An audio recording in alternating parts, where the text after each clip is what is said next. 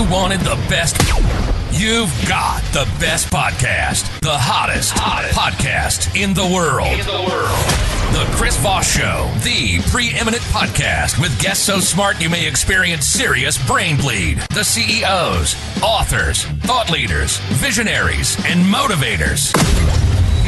Get ready. Strap yourself in. Keep your hands, arms, and legs inside the vehicle at all times, because you're about to go on a monster education roller coaster with your brain.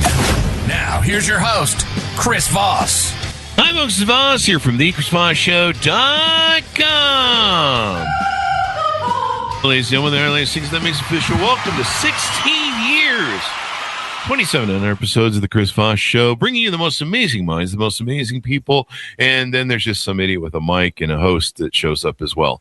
Today we have an amazing young lady on the show, and I think her topic of her book is definitely on point for some of the things we're having in our world and some of the things going on in the streets and danger and stuff like that and how to stay safe. But we're going to get into it with her in a second. In the meantime, we must guilt you, shame you, and try to motivate you to harass your family, friends, and relatives into your 5-person downline you need to have to listen to the Chris Voss Show. Nah, it's not an MLM. We're just kidding. But please, for the love of God, we're begging. Don't make us beg. Go to goodreads.com/Chris Voss, LinkedIn.com/Chris Voss, Facebook.com/Chris Voss, and all those crazy places in it. She has the latest book that's coming out February 3rd. 2026. We're already in February. I'm still in January of last year. What's going on? Her book is entitled Street Smarts. Trust your instincts, outsmart danger, and stay safe in a world that isn't, by Dannah Eve. She'll be on the show with us today talking about her interests and all the stuff she developed in researching the book. She is a trusted safety expert and digital creator known for her sharp instincts, real-world expertise, and engaging content that empowers women to navigate life with confidence. As a former D1 athlete and summa cum laude graduate in criminology and psychology, she combines academic knowledge with street smarts to deliver life-saving insights to a rapidly growing audience of over 4 million followers across her social media accounts. Welcome to the show, Dannah. How are you? I'm good. Thank you so much for having me. Thank you for coming. We really appreciate it. Give us any .coms. Where can people find you on the interwebs? You can find me at Dannah_Eve on all socials. So DANNAH, just _EVE, and DannahEve.com. Thanks, Dannah. So please give us a 30,000 overview of what's inside your new book. You know what? It is a crazy world that we live in, and I wrote this book to empower women to move through the world with confidence and empower their instincts. And I think it's honestly something that we all should read. Street smarts is a gift, and the more that you understand how to move through the world, the more powerful you will move through the world, and the more confident you will as well.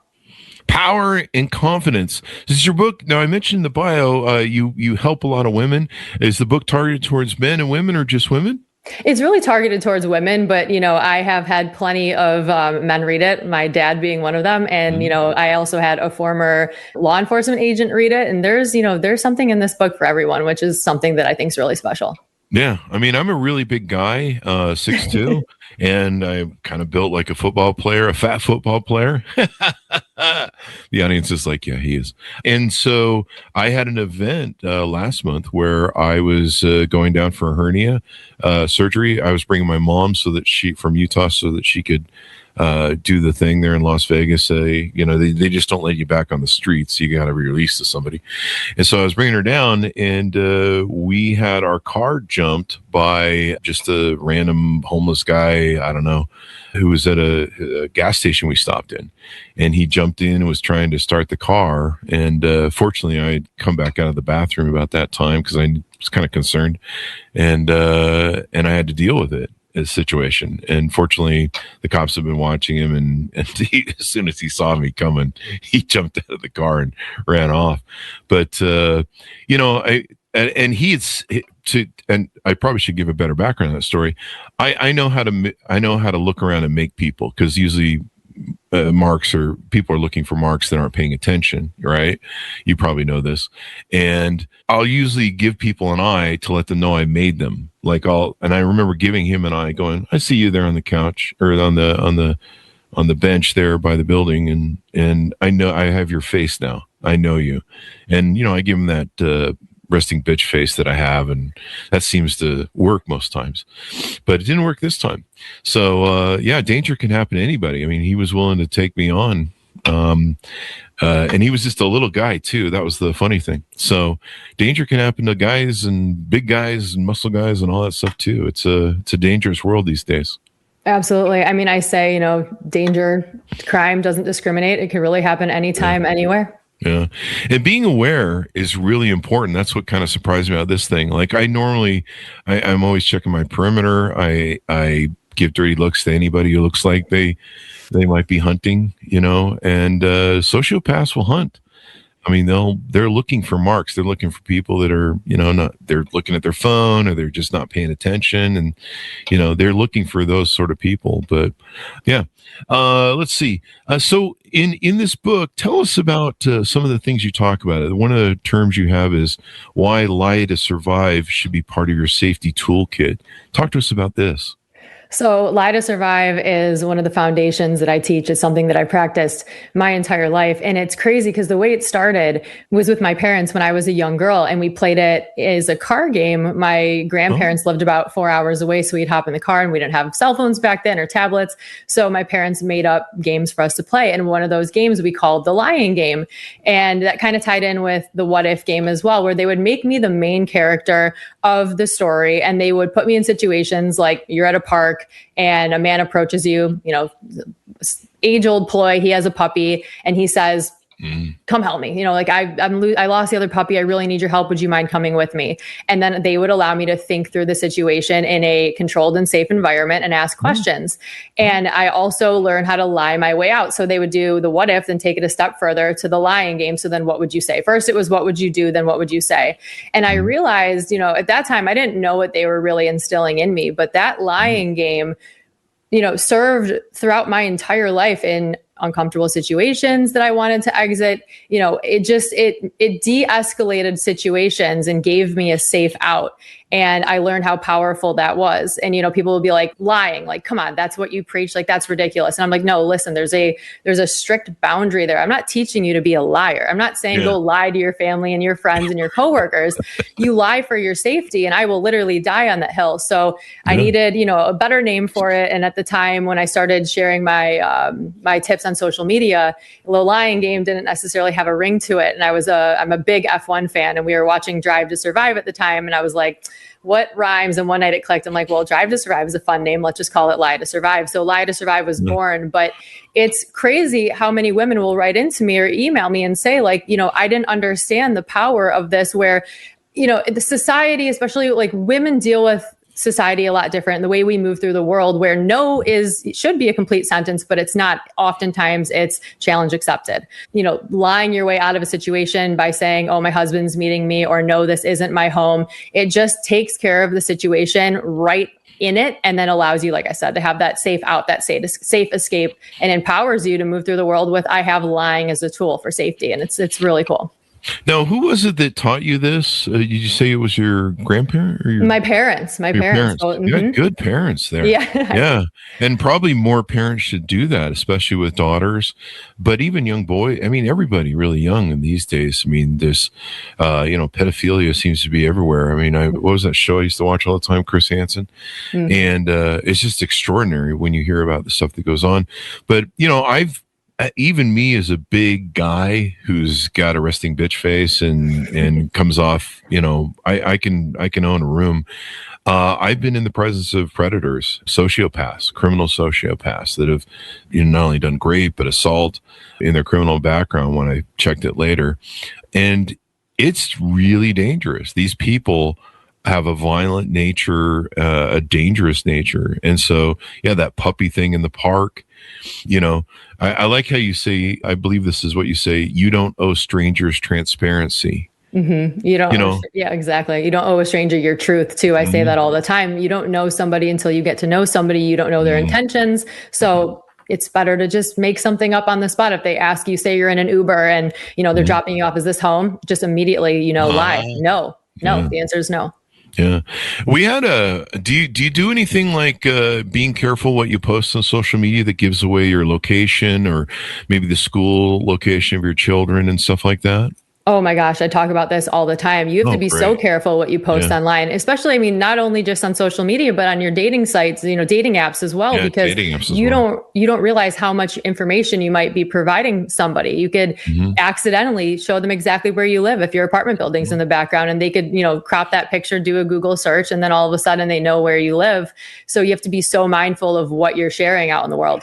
Yeah. And when bad stuff happens, the bad stuff happens. I mean, I've picked up one gal pal one time from the hospital who was he was trying to kill her, and Oh she man. found her spray at the last second as she was passing out. And yeah, I mean, I don't think I've ever seen anything so horrifically done to a human being, and they're still alive, as what I witnessed picking her up at the hospital. And it can go wrong in a minute. And so, yeah, you know, a lot of times, there's a lot of nice people in the world. I think most of us are good, nice people. We care about each other. We don't, I've come to a million people's rescue in danger. My dad kind of taught me, he set that example for me too. But, I'm also one of those people that I'm pretty open to everybody, but I also kind of do it to check people.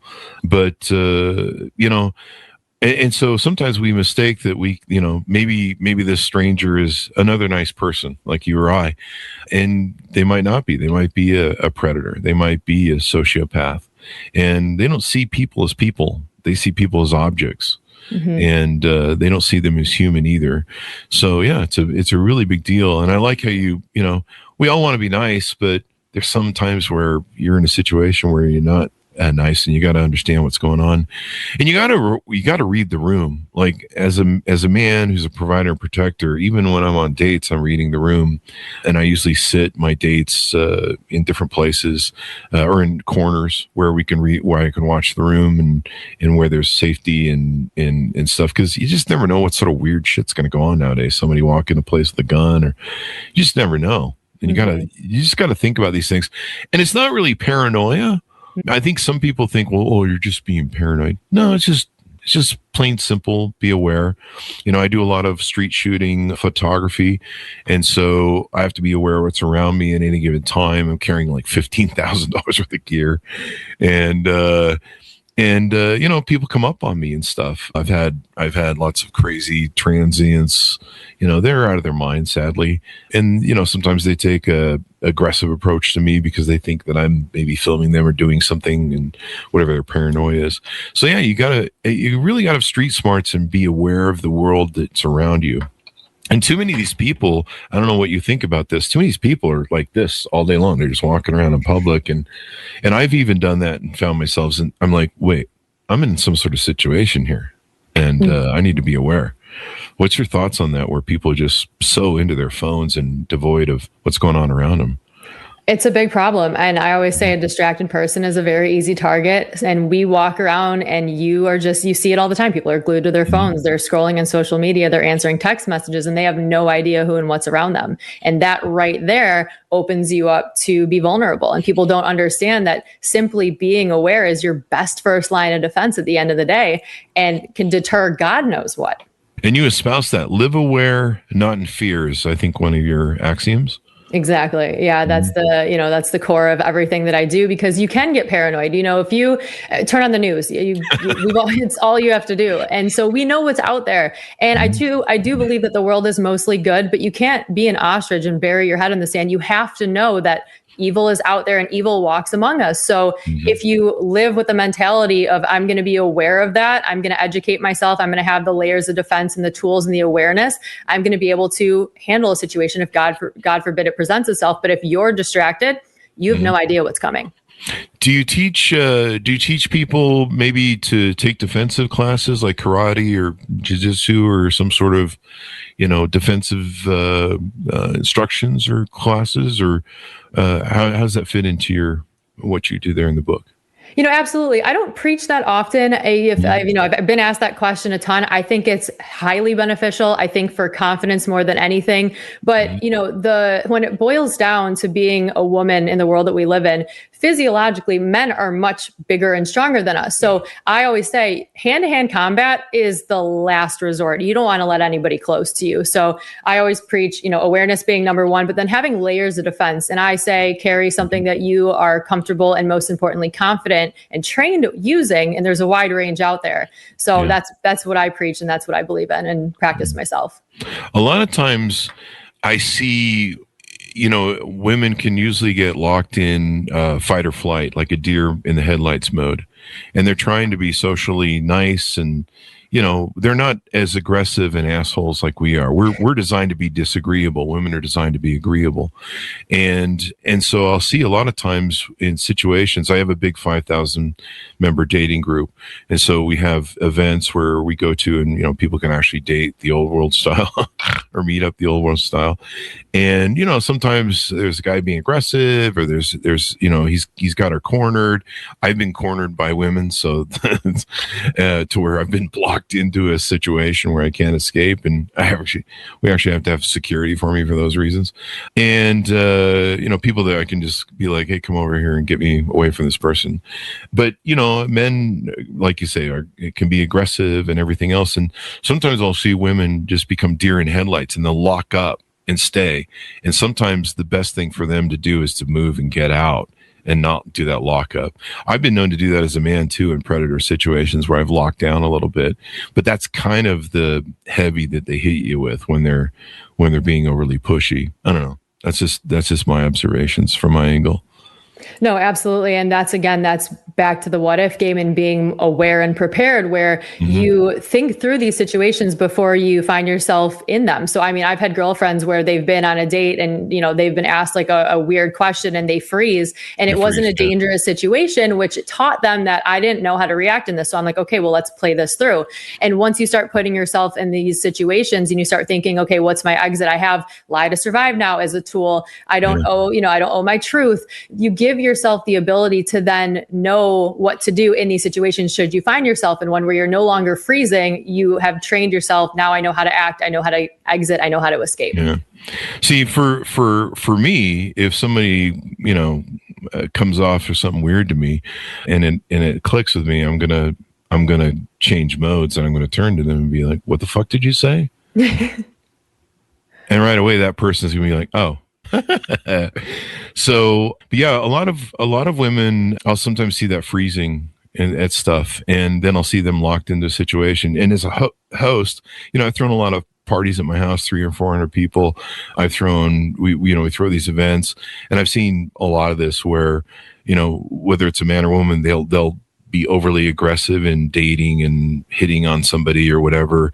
We get a lot of reports too from the dating group. I think we've had some people that have dated some bad people and we boot them from the group. But yeah, it's a big deal. I don't know if you talk about this on the show, but one of the disappointing things I see on the internet is women saying that all men are bad, all men are aggressive, all men are a danger, men are 100% danger to women all the time. And really, in a lot of these cases,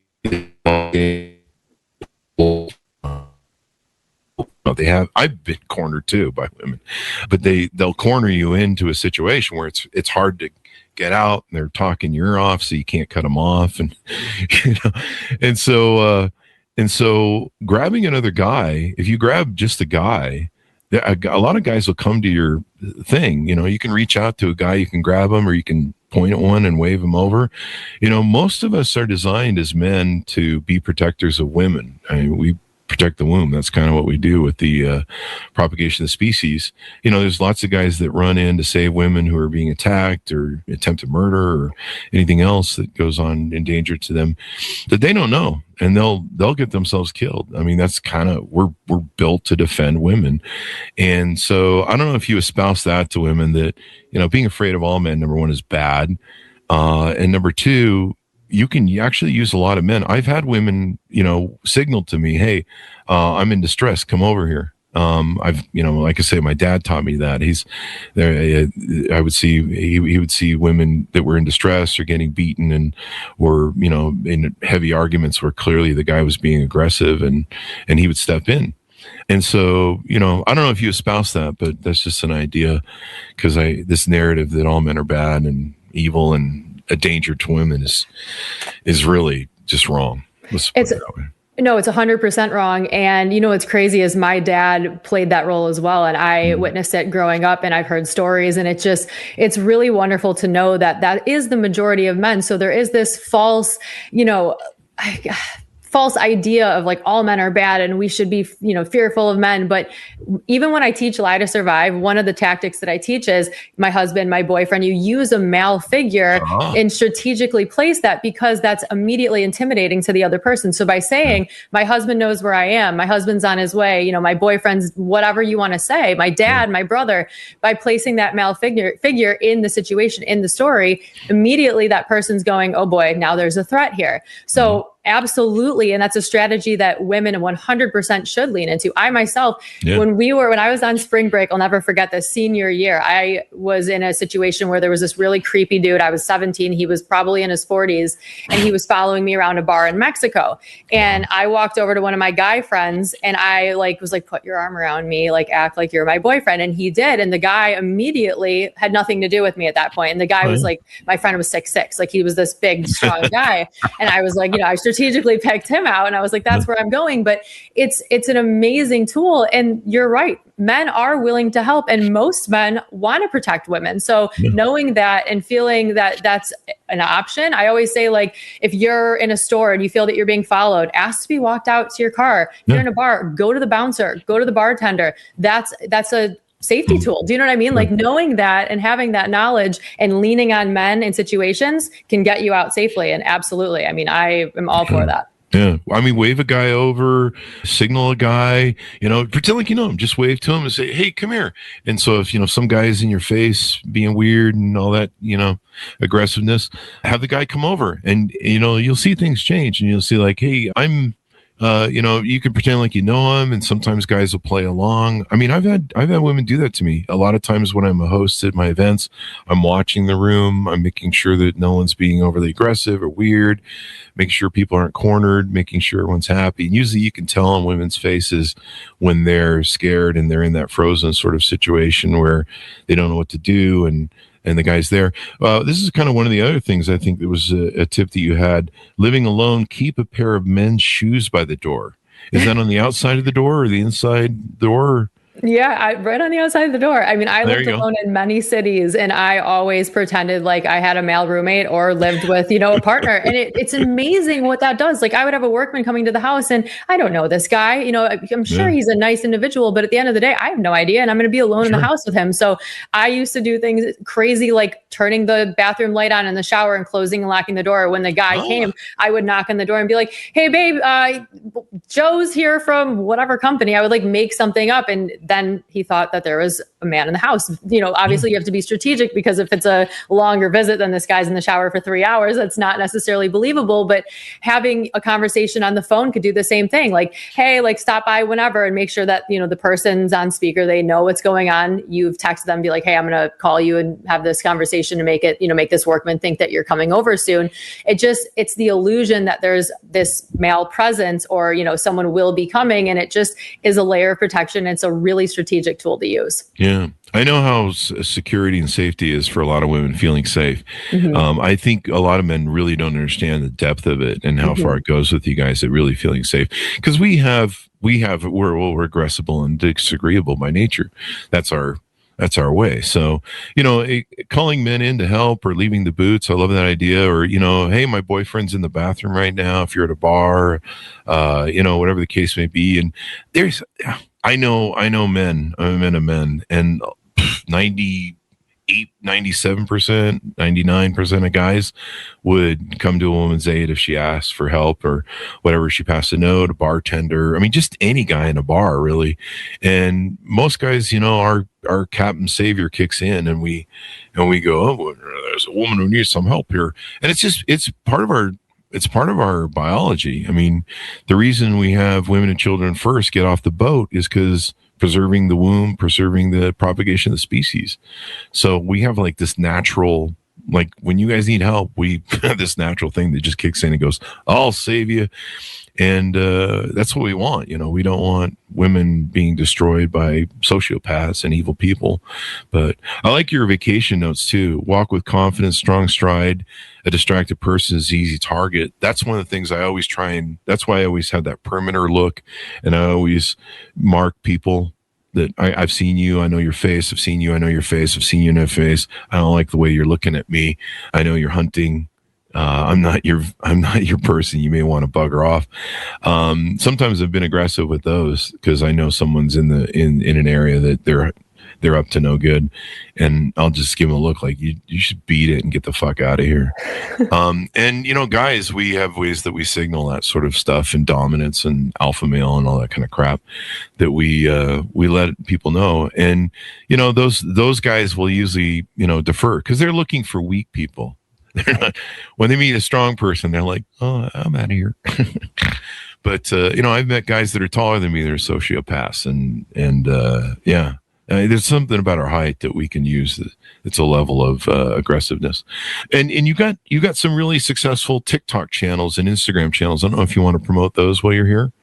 Yeah, Dannah_Eve. That's where I started all of this, which is so crazy because, my background's criminology and psychology. And when I was studying, I wanted to go to Quantico. Like I wanted to be a federal agent. That's what I was going to do. And I ended up, there's a whole story. I kind of get into it in my book, but I came across a professor who was former Secret Service. And 2 weeks before I was set to graduate, we had a conversation that ultimately changed the trajectory of my career. He pointed out that I was a very deeply feeling person, which I knew, but seeing it, for him in, a professional sense, he was worried about my mental health long term. When you're a Fed and you have the case files, it's really hard to go home sometimes and compartmentalize that. And I really can't compartmentalize things. And he just pointed that out to me. So it made me kind of take a step back. And I was like, you know what? Wow, I didn't really see this. My mental health matters. And, I do carry things with me. I am deeply empathetic and I have the ability to feel a lot deeper than,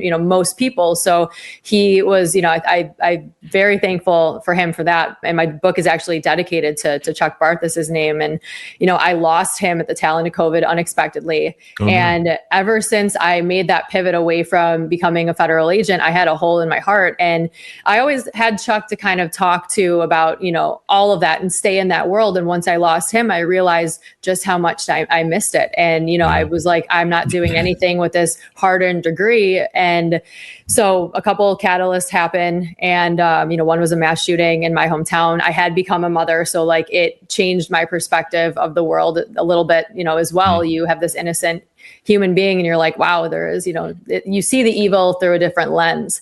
Yeah. And shortly after that, the Idaho 4 happened. And I couldn't get these cases out of my head. And I sat and it just was killing me. I would sit thinking about them and going over, like all the information and just what could have been, what could have been done here, what could have saved these kids. And I just remember bawling one night to my husband being like, I have all of this information backed by, by my own life experience, my degree, and, all the people I was lucky enough to cross paths with along the way, like Chuck, and I'm not doing anything with it. So I took to social media and that was the easiest way in my mind to get the information out there. And I started sharing it. And it's crazy because I never meant for this to happen. I never planned for this. I just took to social media in the hope that I could help one person or prevent a family from experiencing a tragedy. And it snowballed. And it's crazy because I'm now doing what I was meant to do and doing what I'm very good at and passionate about in a way that I would have never imagined. So it's a full circle moment for sure. I'm glad you are. I mean, there's just more danger now in the world, and there's more desperate people, it seems. There's more robberies of cars, like in San Francisco. You see that, they just break the windows, steal the luggage. You talk about a lot of different things, online phishing scams at school. I don't know if you talk about this. We had a security person on the show about 10 years ago or so. We're really old. And one of the things they were concerned about was protecting their child and, not taking pictures of the school, where they're standing next to their school name out there in the front, and giving instances where someone could, be a predator to children. And one of the things they were doing was turning off on most cameras, your exfil will give away your EXIF file. EXIF, is a file that is part of the data of your photo. And in that photo, a lot of people have location turned on. Usually when you sign up with your phone, do you want location turned on? And they turn on location. Well, any smart predator can look at a photo if he can get a hold of if the exfil data is on there. I'm not sure if Facebook maintains the exfil data, but if they can find the photo, they can get your location from that exfil data.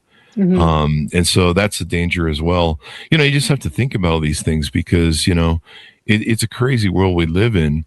Let me ask you this. One of the biggest things that I see, I'm writing a book right now on dating, and with my big dating groups is not a lot of this massiveness of hookup culture. Dating has just become hookup culture. So you're probably familiar with what goes on there. But one of the problems I see is I have huge, what we call Chad groups. And these chat groups are the chads that all the women are frequenting. Basically, you have 99% of women dating the top 1% of men, or at least the good-looking steroid boys. And it's really interesting to me. There is little to no safety checks that women are doing when they go see these guys. They're literally, the conversation goes like this. Hi, you're really hot. Can I come over tonight and bang you? Oh, yeah, sure. Yeah, the guy says. And that's it. They're not checking any crime backgrounds, and some of the complaints we've seen in the marketplace is there's a couple of violent chads out there. These guys are on steroids.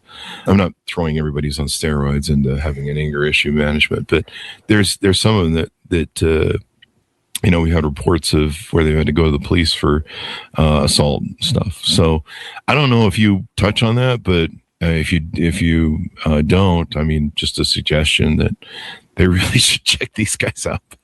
Oh my gosh. No, you know what? I have a whole chapter in my book on dating safety because it's crazy. It's crazy what, some women are willing to do and put themselves in these situations. And something that I always preach is, one, do your homework, check this person out. If you've met somebody online, you got to check them out. And something else that I always talk about is never isolate yourself with somebody that you just met. So you want to go meet somebody on a first date, go somewhere like a bar or a restaurant. It's well lit, public, populated, you never want to go on a hike or to their apartment. You also want to be strategic where you don't want to let anybody know where you live. So even if they're like, let me pick you up on the first date, you're like, no, thanks. I'm coming from work. I'll meet you there.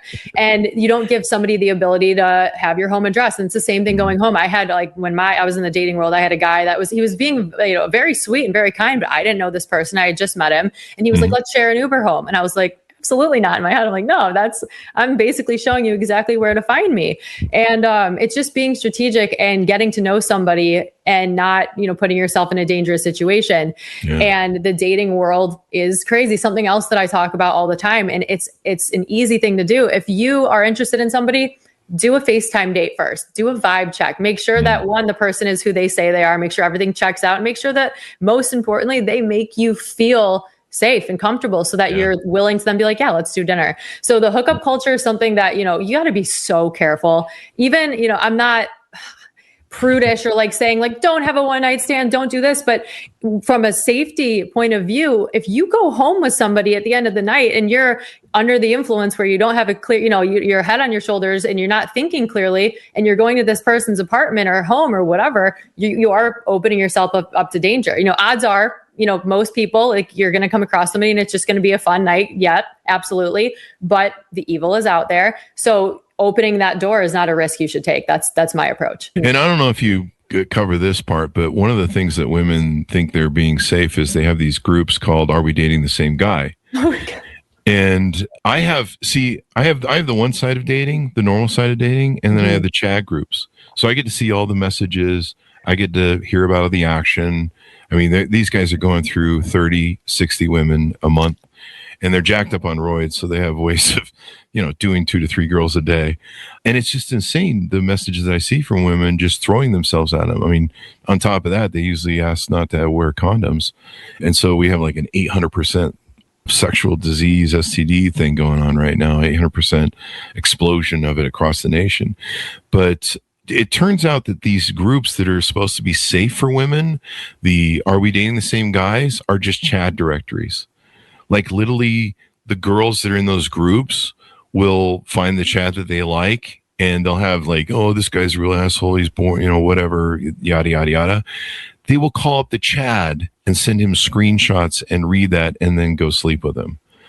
It's actually a chat directory rather than a safety directory. It's so insane to be on the other side and see this whole thing. So I don't know if you ever broach that with your audience, but some ideas if you want. Oh my gosh. And thank you for sharing that, because, I've been out of the dating world, thank God, after hearing this for so long, but my gosh, that's wild. That is insane. The groups, they have the groups nationwide. Are we dating the same guy locally? And so they'll post a guy and, some girl will be like, oh, he did this. And a lot of times it's not essay or anything violent. It's just, she's angry because he didn't call her back or something, or, she gave him sex and was hoping it would turn to a relationship. And, they're literally just chat directories. And I've had women in my group go, no, this is for safety, Chris. No, it's for safety. And I'm like, no, I'm seeing your messages, the chads right now. And, I don't see any safety here. Honestly, I have to that's like a case study. That's like fascinating to me, because that blows my mind. And what I would say to all of that is like, ladies, let's do better. Like, you know what I mean? Like, let's do better here. Because there are guys I banned a ton of guys out of my group because they're either aggressive or we've had reports of abuse, and even if they don't take it to the level of turning it into a thing, I just kick the person and I take a good look at them, and I kind of am good at assessing people. But so Dannah, anything more we need to know about the book before we head out? No, I mean, first off, thank you so much for having me. My hope for this book is that after women read this book, they just feel empowered to move through the world in, a confident way. And they know that they have the power to live their life, but live their life with a street smart, head on their shoulders. And something funny too, this book was originally going to be called Street Smarts University, because I wanted to kind of play into like, once you read this book, you're going to have a degree in street smarts. We ended up dropping university because we didn't want it to make it seem like it was only for college kids, but that's really what it is. You read this book, the information, you're going to retain it. It's easily digestible, and you're going to feel so empowered with the way that you move through the world. And that's my hope. And I hope every woman reads this book. Yeah. I mean, and it's good for men too. I mean, absolutely. I've had women assault me. I've had women break into my home. I've had all sorts of wild shit go on with chicks. But I don't know. I guess I really drive them crazy. What can I say? But no, some of the things I see in the dating world with hookup culture is really disturbing. I don't see any security going on. I mean, sometimes they're coming over within an hour. So I doubt anybody's checking the, I don't know if you saw this, but there was a guy recently. He's a really good looking guy, super, he's one of those guys, right? Okay. And I think he's a male model too, or if he's not, he should be. And he made up this post just to see what would happen. He made up a post with his picture on like Tinder or something, but he admitted that he had SA charges and abuse women, and it kind of wrote an aggressive post. He was flooded with women throwing themselves at him, even though he had admitted in the post that he had an SA charges and background and stuff like that. And that was really shocking. And then when I saw what's going on with the Chads and hookup culture, I went, Jesus, this is crazy, man. It seems like we're throwing all sorts of safety out the window to, some of this stuff. So anyway, very scary. Thank you, Dannah, and just giving you some ideas. I'm an idea man. So but I love what you're doing. I'll share our book with the dating group and all that good stuff too, as well, because we want women to be safe. Please do. We like women. We really do. We want you guys to be safe and have babies that you want, not somebody else's. Anyway, thanks, Dannah, for coming on the show. Give us your .coms and final pitch out wherever people can find you. Where's on the internet? So on social, Dannah_Eve, DANNAH_EVE, and DannahEve.com. Thank you, Dannah, for coming on the show. We really appreciate it. And I love your book. I should have been reading that when I did my surgery a month ago. Well, thank you so much for having me. Thank you. And thanks, Jonas, for tuning in. Order up her book wherever fine books are sold. It's on pre-order right now. February 3rd, 2026. It's coming out. Street Smarts. Trust your instincts. Outsmart danger and stay safe in a world that isn't. And boy, have we sure found that out lately. Go to goodreads.com/Chris Voss, facebook.com/Chris Voss, linkedin.com/Chris Voss, and all those crazy places. The net. Be good to each other. Stay safe. We'll see you next time. You've been listening to the most amazing, intelligent podcast ever made to improve your brain and your life. Warning, consuming too much of the Chris Voss Show podcast can lead to people thinking you're smarter, younger, and irresistible sexy. Consume in regularly moderated amounts. Consult a doctor for any resulting brain bleed.